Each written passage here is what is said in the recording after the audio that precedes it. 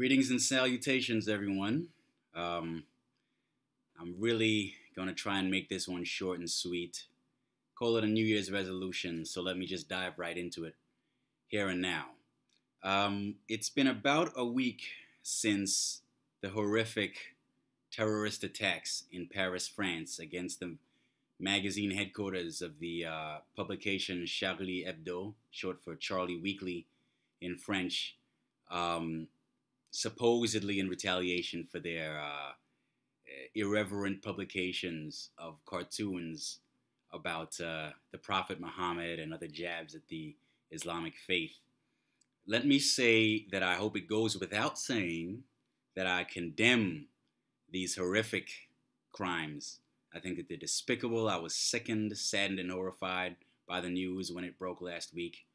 And more than anything else, I was just shaken by the needless and senseless loss of innocent human life.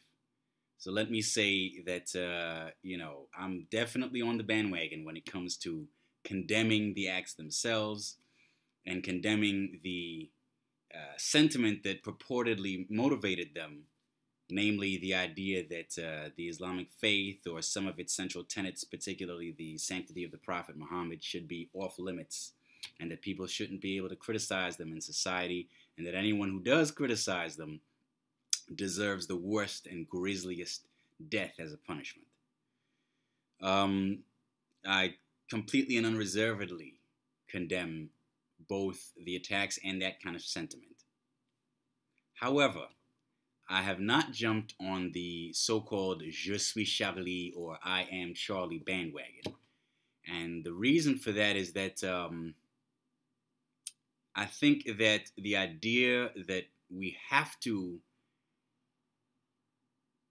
identify with the substance of any given controversial speech or speech that some people find offensive in order to send a message of support for free speech as a principle is highly misguided. I don't subscribe to that notion at all. In fact, I think it's actually antithetical to the very concept of the right to free speech.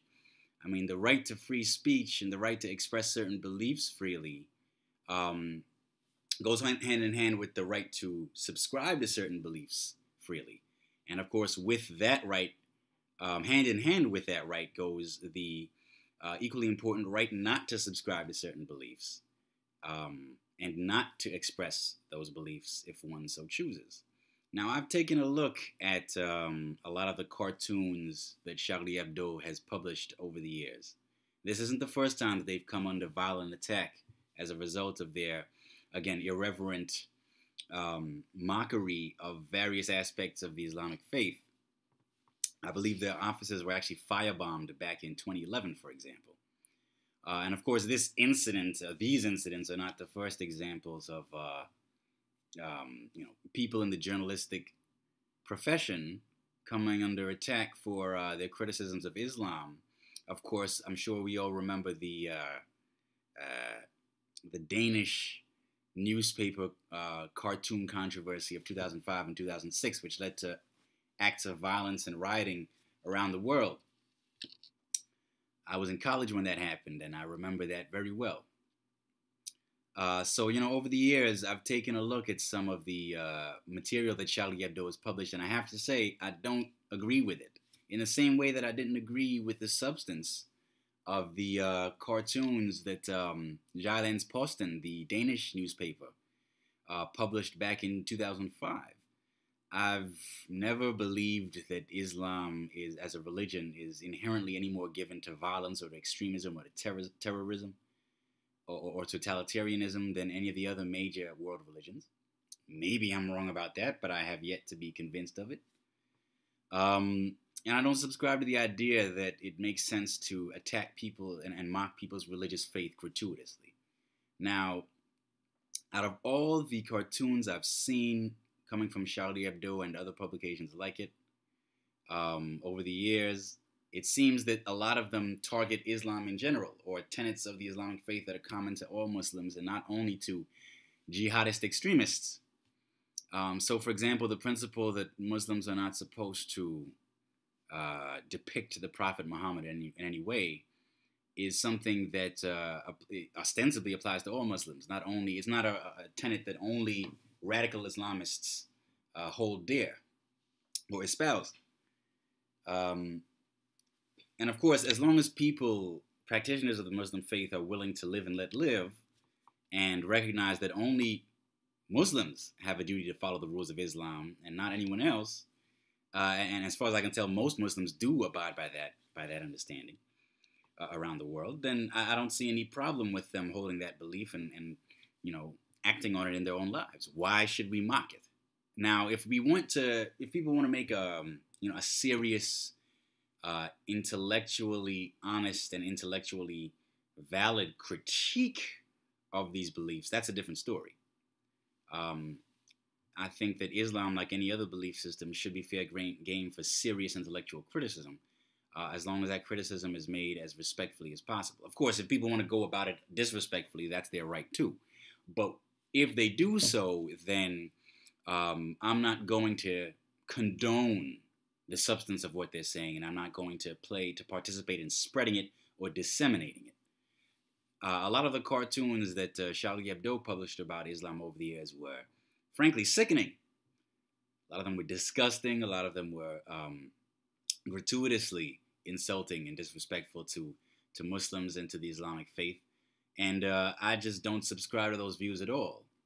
And to tell me that, as a member of a free and democratic society, and as a proud believer in the principle of free speech, that I therefore have some kind of duty, if only a moral duty, to declare I am Charlie and to identify with this publication and the things it's put out over the years on this subject, that actually violates my right to the freedom of conscience and to the freedom of speech, because it tells me that I, have to send a message or condone a message that I may not want to send or to condone.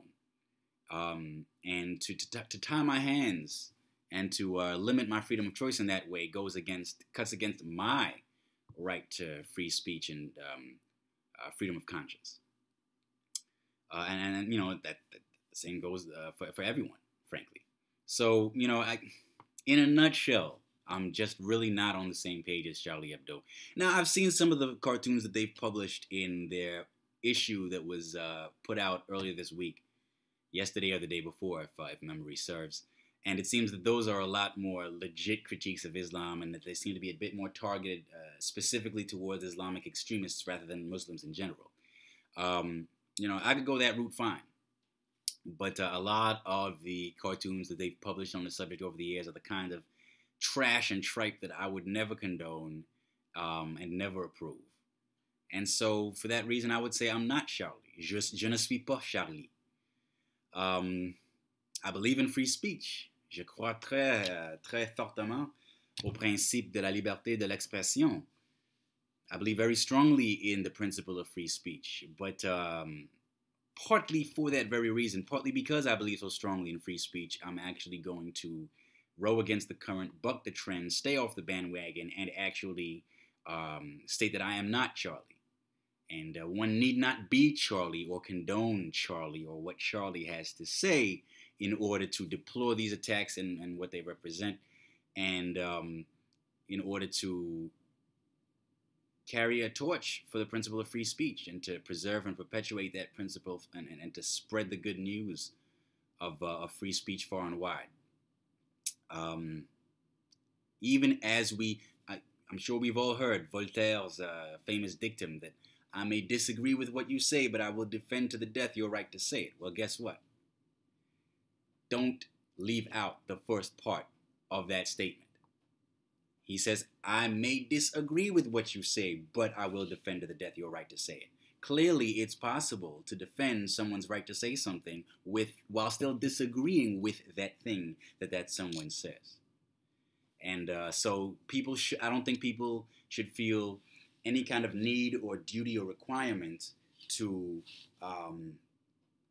sing the praises of Charlie Hebdo in order to defend free speech in this case or in any other case. That's not to say we can't recognize that the magazine has courage. I mean, it takes a lot of chutzpah, if you will, to do what they do, and there's nothing wrong with acknowledging that. But let's not pretend that sheer courage or chutzpah or audacity is really the only praiseworthy characteristic, whether in the journalistic field or in any other line of work. So that's my take on this particular aspect of this particular issue. And once again, feel free to share your thoughts with me either here on YouTube or elsewhere, wherever else I post this video, on Twitter, or on Facebook, or anywhere else through any other medium. And let's keep the discussion going because after all, this is all about free speech. Yours truly, have a nice evening.